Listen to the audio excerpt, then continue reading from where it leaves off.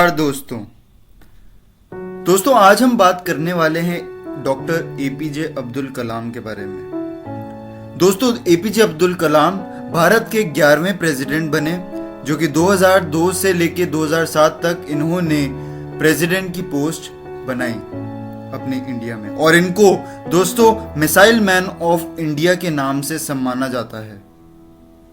दोस्तों आखिरकार डॉक्टर कलाम ने इतनी सारी रिसर्च, जो कि हमारी मिसाइल मैन ऑफ इंडिया क्यों कहा जाता है, क्या था इनकी बायोग्राफी, आखिरकार क्या था इनकी हिस्ट्री में, जो कि इनको इतना सब कुछ हासिल करने की जो शक्ति है वो प्रदान हुई।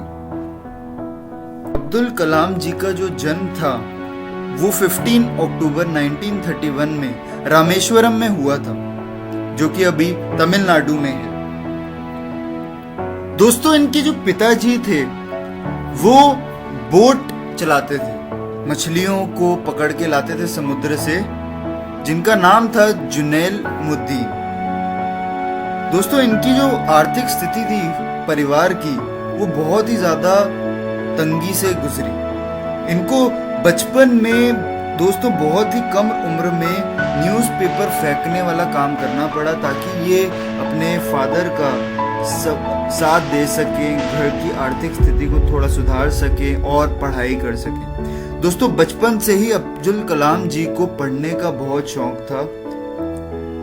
दोस्तों अब्दुल कलाम जी हर तरह से नॉलेज को प्राप्त करने का साहस रखते थे।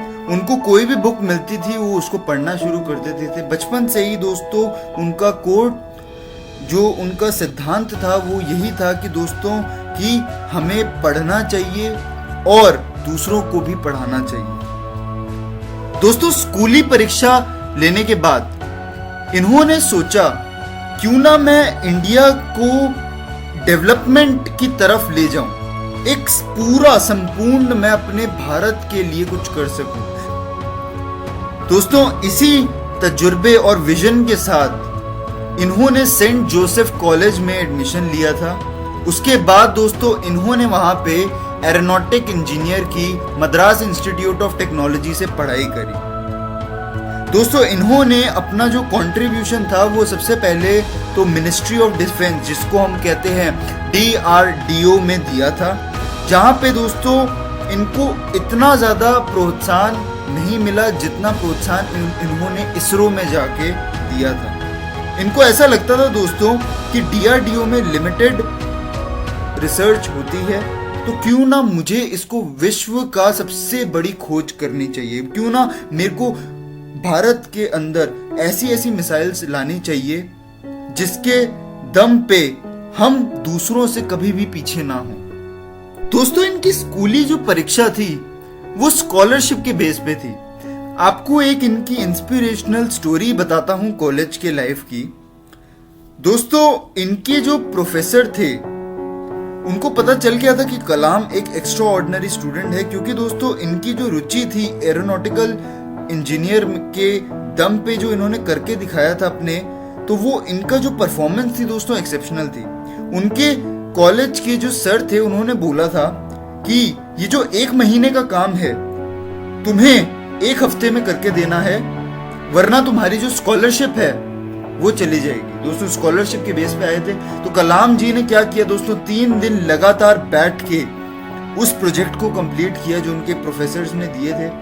और उनके जो प्रोफेसर को जब इन्होंने दिखाया, वो दोस्तों 3 दिन के अंदर एक डेस्क पे बैठ के ना खाया ना पिया दोस्तों लगातार काम करते रहे।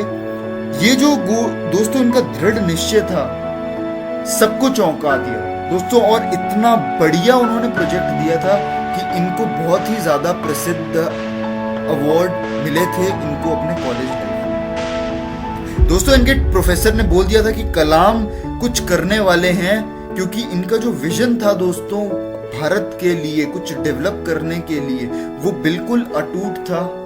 कभी भी दोस्तों ये अपने फोकस को डिस्ट्रैक्ट नहीं करते थे।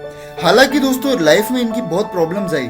इन्होंने एक बहुत अच्छा मंत्र बोला था दोस्तों, जो मैं चाहता हूं आपको भी फॉलो करना चाहिए, कि कभी भी दोस्तों अपने ऊपर भरोसा करना कभी कम मत करो। तुम्हें जो करना है, अच्छी इंटेंशंस है तुम्हारे अंदर, कुछ डेवलप करने की, अपनी कंट्री के लिए, अपने देश के लिए, उसको करो। उसके लिए तैयारी आज से ही शुरू करो। दोस्तों, अब्दुल कलाम जी का जो दृढ़ निश्चय, दृढ़ संकल्प था, मैं चाहता हूं आप भी इसको अपनी जिंदगी में उतारिए। और दोस्तों, कुछ एक्स्ट्रा ऑर्डिनरी करने के लिए ना हिचकिचाइए मत, बस उसको करिए और ये भरोसा देखिए दोस्तों, क्योंकि देखो हमें इंस्टेंट रिजल्ट्स नहीं मिलते, हमें जल्दी से रिजल्ट्स प्राप्त करने की एक गंदी आदत लग गई है। हमें ये आदत को सुधारनी चाहिए, हमें अपना पेशेंस और कंसिस्टेंसी बनानी चाहिए। दोस्तों, एक बहुत ही बड़ी स्पीच जब इन्होंने दी थी, जब ये प्रेसिडेंट की पोस्ट से निकल गए थे, इन्होंने एक बहुत अच्छी स्पीच दी थी बच्चों के लिए कि हमें हमेशा अपना मनोबल बनाए रखना चाहिए, सेल्फ कॉन्फिडेंस और कंसिस्टेंसी मेंटेन रखनी चाहिए। दोस्तों, ये 2 रूल ही उन्होंने बताए हैं कि आप कुछ भी अचीव कर जाएंगे। मैंने ये दोनों अपनाए हैं, तो इसीलिए मैं आज प्रेसिडेंट बना हूं, ये उन्होंने कहा था। तो दोस्तों, आप भी इस सब चीजों को अपनी जिंदगी में उतारिए और मुझे यकीन है कि आप भी कुछ बड़ा जरूर कर पाएंगे अगर आप भी कंसिस्टेंट रहें। अपने ऊपर से भरोसा कभी भी कम मत होने दीजिए। दोस्तों, अगर ये वीडियो आपको पसंद आया हो, इसको लाइक शेयर सब्सक्राइब जरूर करिए, फैला दीजिए हर उस दोस्त को जिसका भी मनोबल, जिसको ये लगता है दोस्तों कि मैं कुछ नहीं कर पा रहा, मुझे कुछ करने की जरूरत है। और दोस्तों, नीचे कमेंट सेक्शन में जरूर बताइए कि आपको कौन सी इंस्पिरेशनल बायोग्राफी की और वीडियोस चाहिए। मैं कोशिश करूंगा दोस्तों उसके ऊपर वीडियो बनाने की। आपका ये वीडियो देखने का